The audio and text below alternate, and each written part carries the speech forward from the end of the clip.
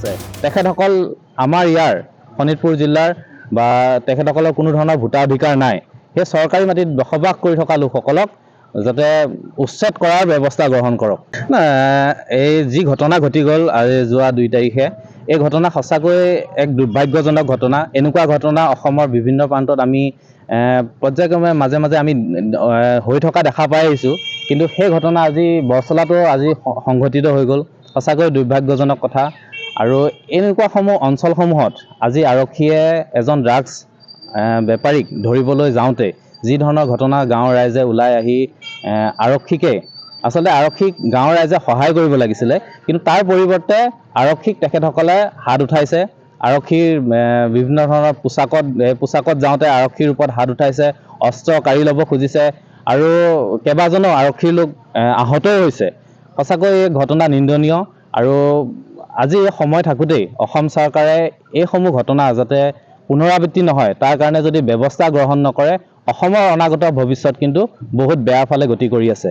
সেয়েহে আমি দাবী জনাইছোঁ অসম চৰকাৰক যাতে সেইসমূহ অঞ্চলৰ যিসমূহ কালপিত আছে এইসকলক অনতিপলমে কৰায়ত্ব কৰি যাতে উচিত শাস্তি দিয়াৰ ব্যৱস্থা গ্ৰহণ কৰে।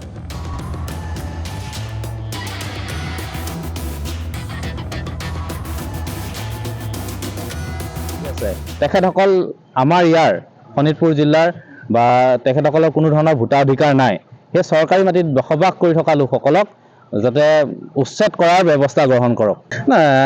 এই যি ঘটনা ঘটি গ'ল আজি যোৱা 2 তাৰিখে, এই ঘটনা সঁচাকৈ এক দুৰ্ভাগ্যজনক ঘটনা। এনেকুৱা ঘটনা অসমৰ বিভিন্ন প্ৰান্তত আমি পৰ্যায়ক্ৰমে মাজে মাজে আমি হৈ থকা দেখা পাই আহিছোঁ, কিন্তু সেই ঘটনা আজি বৰচলাতো আজি সংঘটিত হৈ গ'ল। সঁচাকৈ দুৰ্ভাগ্যজনক কথা। আৰু এনেকুৱাসমূহ অঞ্চলসমূহত আজি আৰক্ষীয়ে এজন ড্ৰাগছ বেপাৰীক ধৰিবলৈ যাওঁতে যি ধৰণৰ ঘটনা গাঁৱৰ ৰাইজে ওলাই আহি আৰক্ষীক গাঁৱৰ ৰাইজে সহায় কৰিব লাগিছিলে, কিন্তু তাৰ পৰিৱৰ্তে আৰক্ষীক তেখেতসকলে হাত উঠাইছে। আৰক্ষীৰ বিভিন্ন ধৰণৰ পোচাকত যাওঁতে আৰক্ষীৰ ওপৰত হাত উঠাইছে, অস্ত্ৰ কাঢ়ি ল'ব খুজিছে আৰু কেইবাজনো আৰক্ষীৰ লোক আহতও হৈছে। সঁচাকৈ এই ঘটনা নিন্দনীয়। আৰু আজি এই সময় থাকোঁতেই অসম চৰকাৰে এইসমূহ ঘটনা যাতে পুনৰাবৃত্তি নহয় তাৰ কাৰণে যদি ব্যৱস্থা গ্ৰহণ নকৰে, অসমৰ অনাগত ভৱিষ্যত কিন্তু বহুত বেয়া ফালে গতি কৰি আছে। সেয়েহে আমি দাবী জনাইছোঁ অসম চৰকাৰক যাতে সেইসমূহ অঞ্চলৰ যিসমূহ কালপিত আছে এইসকলক অনতিপলমে কৰায়ত্ব কৰি যাতে উচিত শাস্তি দিয়াৰ ব্যৱস্থা গ্ৰহণ কৰে।